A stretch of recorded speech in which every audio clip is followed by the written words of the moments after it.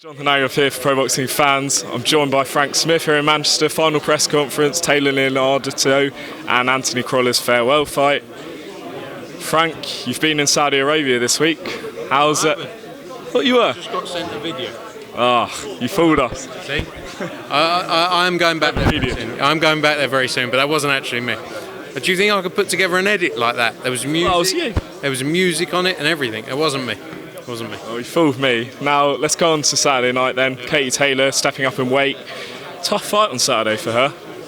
How dangerous is this against Leonardo? Yeah, I think you saw by the size of Christina today, but this is what Katie Taylor's here to do. She became the undisputed champion. Now she moves up to become a two-weight world champion. It's very exciting for her. And what she's done for not just boxing, but women in boxing has been unbelievable. But it's not an easy task whatsoever, and she's got to go in there and do the job on Saturday night. We believe she will, but tough test. Anthony Crolla, last dance. I know you've worked with him over a number of years. What's he been like to work with, and how fitting is this for him to go out in Manchester? Is this his last fight? Yeah. I hadn't seen any reports about it. I don't know. He actually, Eddie was doing an interview yesterday. I think he said it's something like 14 fights we've worked with Anthony, or been. We promoted him. So great career. What he's done, in the sport is unbelievable. And I think Saturday night we're no different. Great atmosphere in there. He always brings a huge audience, huge fan base. This sad to see. Sad to see the last fight, but he's doing what some people, what people don't, where people normally make mistakes and carry on too long. I think he's decided this is it for him. But it's going to be a great fight Saturday night. He's still got that hunger. But I think Frank, listening to Frank today, he didn't realise he spoke English, but he does. He's going to put up a fight as well. Going back to last Saturday night, yourselves, Eddie, mainly usually get criticised for these Skybox office shows. They don't deliver. I don't think there was anyone that left the arena or bought it on pay-per-view that could complain. It was just unbelievable. No, great night. And, great fights throughout. But pro-grade Taylor, literally, that's probably one of the best fights, as Adam said on Sky over the years, probably one of the best fights we've seen. I think that the right man won it, but both guys deserve so much respect. And Chisora Price as well. I think the corner made a good decision with throwing in the tout. But David's always been a fighter, always stayed in there. But Derek Chisora, lots of big fights out there in the heavyweight division for him now after that win. Who'd you like to see him against? David Hayes mentioned Alexander Usyk. There's Jarrell Miller. What's next? I think there's so many. We'll see. Maybe even the Joseph Parker fight as well. That unfortunately didn't happen. I think that would have been a great fight as well. There was a great build-up for that. The numbers around that fight itself. When we were going to do Joseph Parker, you look at the gloves are off. We filmed, etc. There's a lot of interest in that one. So that's a possibility as well. But Usyk, that could be interesting. Usyk's obviously next in line for the WBO. So let's see what happens there. Also on Saturday night, in the more glamorous of Las Vegas, Canelo, so Kovalev. Also on the bill, Evander Holyfield's son. I mean, talking about, his one of his 11 sons, Ivan Holyfield. What's this one? Ivan Holyfield. Right, okay. But the main event, Canelo versus Kovalev. How do you see this fight playing out? Is Canelo the favourite? You look at the size of them, yes, compare the size of them, the height difference Kovalev has on Canelo, but I think Canelo's got to be the favourite. He's a younger man, but it's going to be interesting to see how he does in there. He's moving up 2 weights from his last fight when he fought Jacobs. Obviously, he's fought up at 168 when he fought Rocky Fielding, but it'll be very interesting. Kovalev's got so much experience.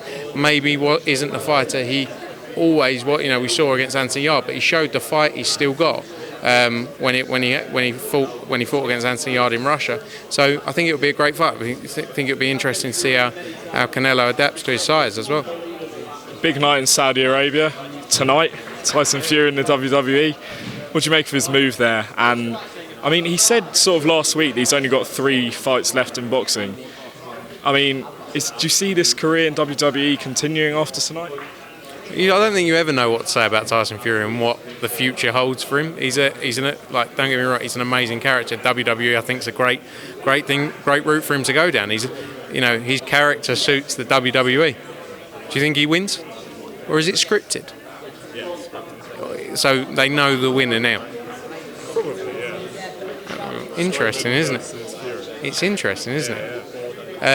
I used to love the WWE, not so much a fan of it anymore. But where you bring up Saudi Arabia, though, you look at the scale of the event out there and what they've put together in that stadium. It's quite magnificent. But no, look, Tyson Fury, you never know what's next for him.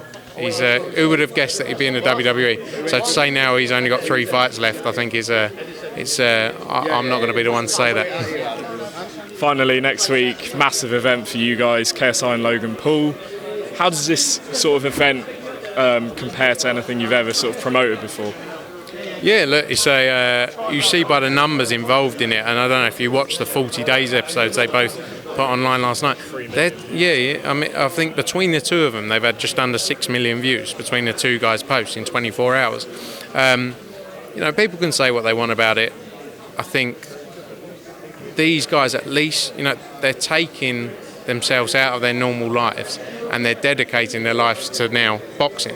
And you look at what they're doing, the training regime they're going through, what they're putting their bodies through. Don't get me wrong, they're not elite fighters, but fighters start somewhere, don't they? So all fighters start at that point where it's like, right, let's pick up a set of gloves, let's go into the gym. But you look at these guys and, you look at what they're doing and the training they're doing. I think you have to commend them for both getting in the ring and on such a huge scale as well. I think it's going to be a very entertaining fight. First one was close. Let's see what happens in this. 10-ounce gloves, no head guards. I mean, you mentioned everyone has to start somewhere, but obviously the criticism from, let's say, the hardcore boxing fans is that not everyone starts as a main event. What do you say to people who are questioning this as the main event when you have Billy Joe and Devin Haney on the bill? I sort of think the only opinions that are relevant when it comes to that question are those of the other fighters involved. So Billy Joe Saunders and Devin Haney, etc. Those guys, they're the only opinions that not Dave. Well, I like to say Dave from Doncaster, but not this guy from down the road who says he doesn't think it's right. Like, he's not a fighter. So, don't get me wrong. If a fighter says I don't think it's right, then fair enough to them. But these fighters are looking at it going, what exposure, what a platform to go on and show their skills. I think even if you take 10% of the audience that are going to watch next Saturday and retain them as future fans of these guys, isn't that better for the sport? May not be great. The hardcore fans may not love it, but that's surely got to be better for the growth of the sport over the years. Because if that 10% then talk to their friends about it, and then great, the sport's building. So look, I think it's brilliant. I think the fact their main event is because they're going out there. They've sold out a venue before. They broke pay-per-view records online, and I'm sure they'll do the same again. So, people want to watch it, and people who say they don't want to watch it, I'm sure they'll end up watching it. So, Frank, appreciate your time. All the very best, and we look forward to Saturday night. Thank you very much, mate. Good to see you. Cheers, mate.